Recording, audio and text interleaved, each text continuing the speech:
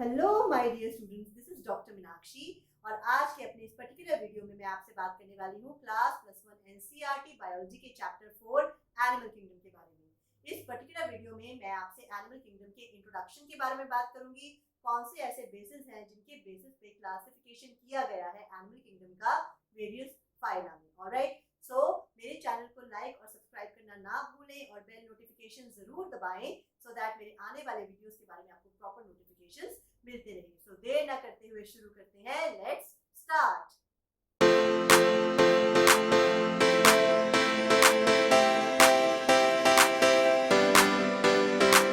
Hello dear students, so today we are going to start with chapter Animal Kingdom. First of all the basic introduction और उसके बाद हम बात करेंगे Animal Kingdom में जितने भी various फाइला आते हैं और उसके आगे further classes कौन कौन से। Alright, so start करते हैं। सबसे पहले when you look around you will observe different animals with different structures and forms. As over 1 million species of animals have been described till now, the need for classification becomes all the more important. The classification also helps in assigning a systematic position to newly described species. Alright, तो इसका मतलब क्या है, classification क्यों की जाती है? So that हम लोग इतनी मिलियंस ऑफ जो स्पीशीज हैं उन्हें ईजिली कैटेगराइज या ग्रुप करके उनकी स्टडी जो है उसको ईजियर बना सकें।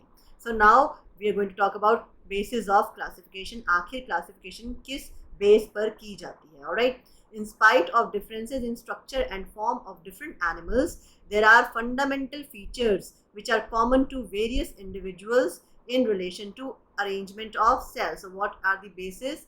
Arrangement of cells, body symmetry, nature of coelom, patterns of digestive, circulatory and reproductive systems. ये सारे के सारे bases हैं जिनके ऊपर classification को base किया जाता है।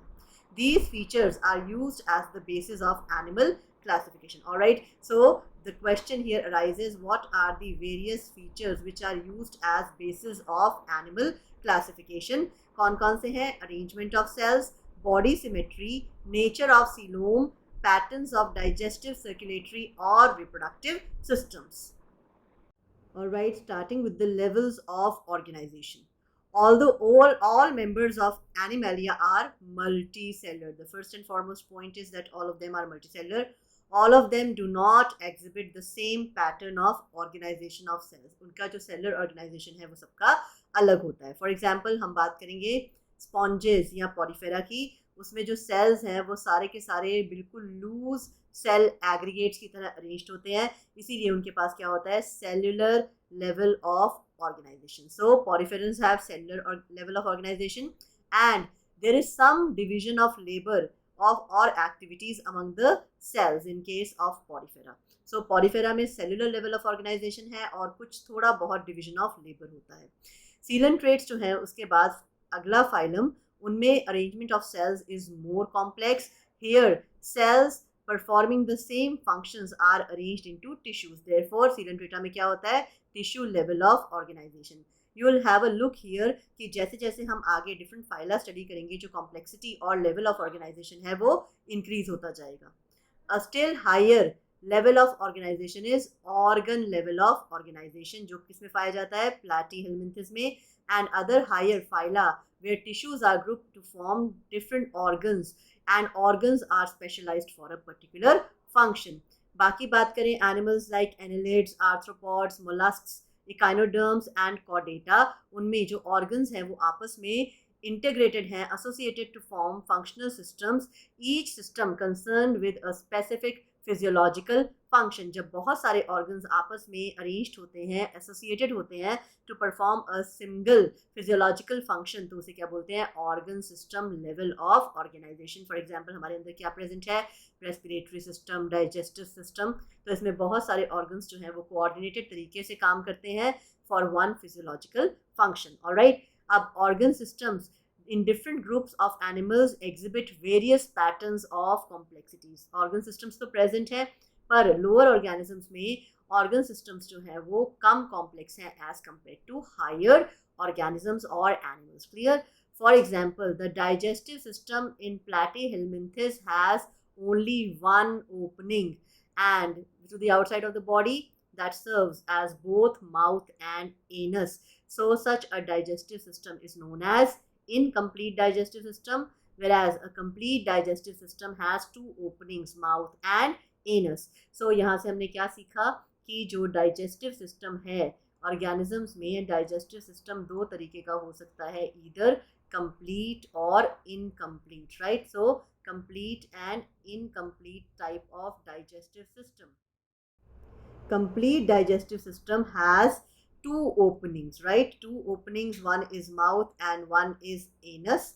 All right, कौन सी opening है? Mouth and anus. Whereas जो incomplete digestive system है, incomplete digestive system में there is only one opening which is serving both as mouth and anus.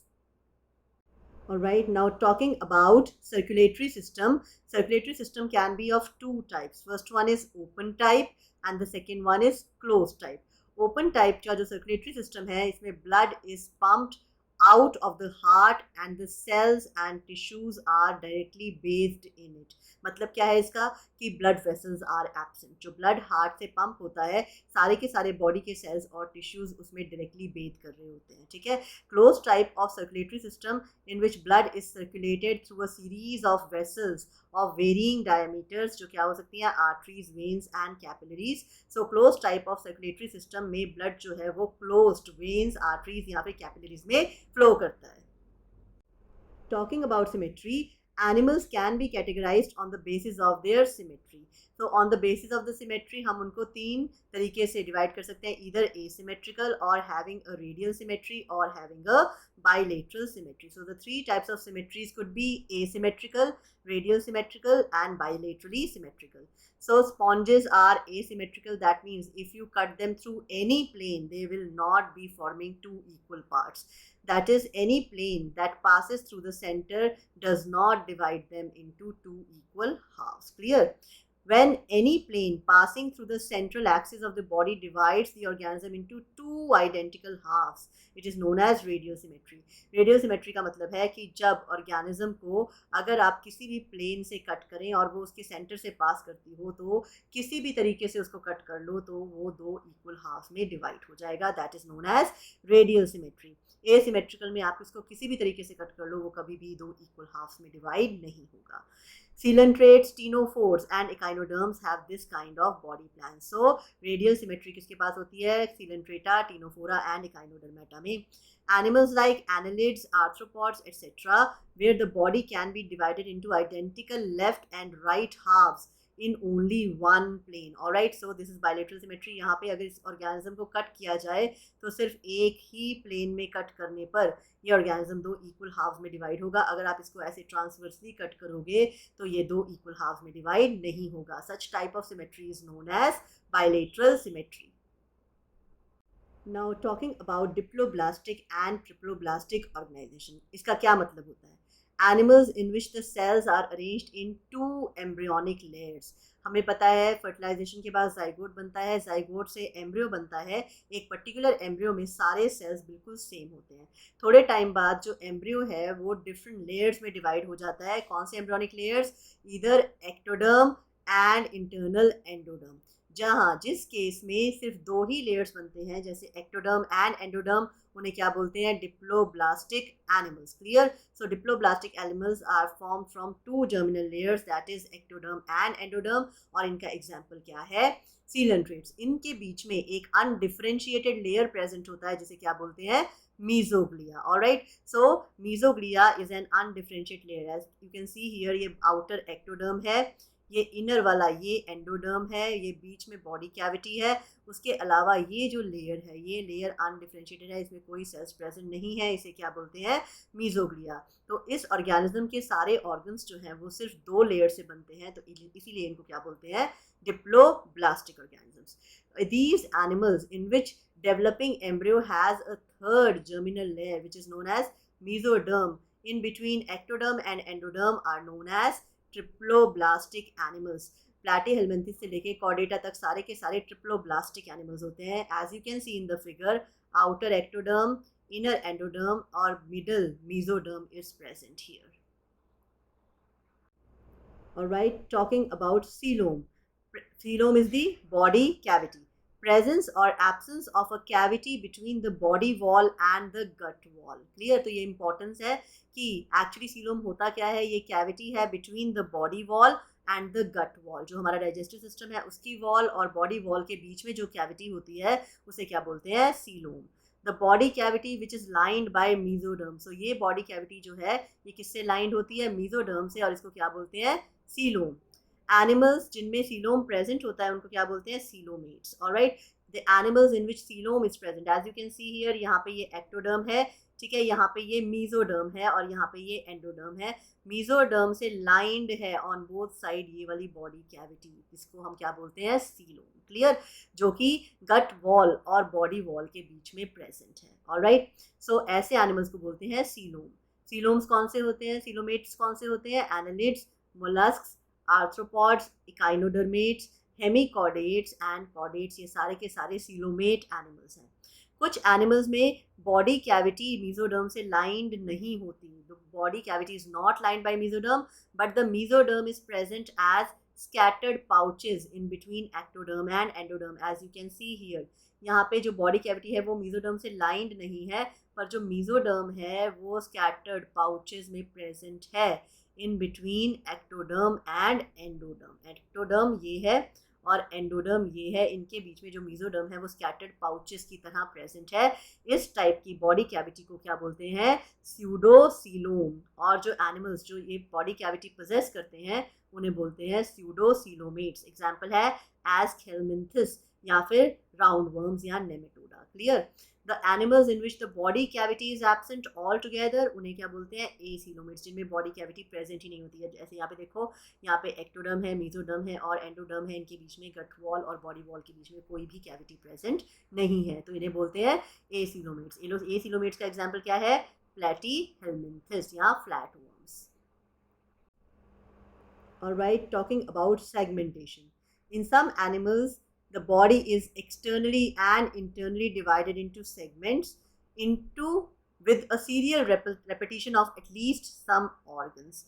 For example, in earthworm, the body shows this pattern known as metameric segmentation. अगर हम earthworm की बात करें तो earthworm में इस तरीके से सेगमेंट्स प्रेजेंट होती हैं।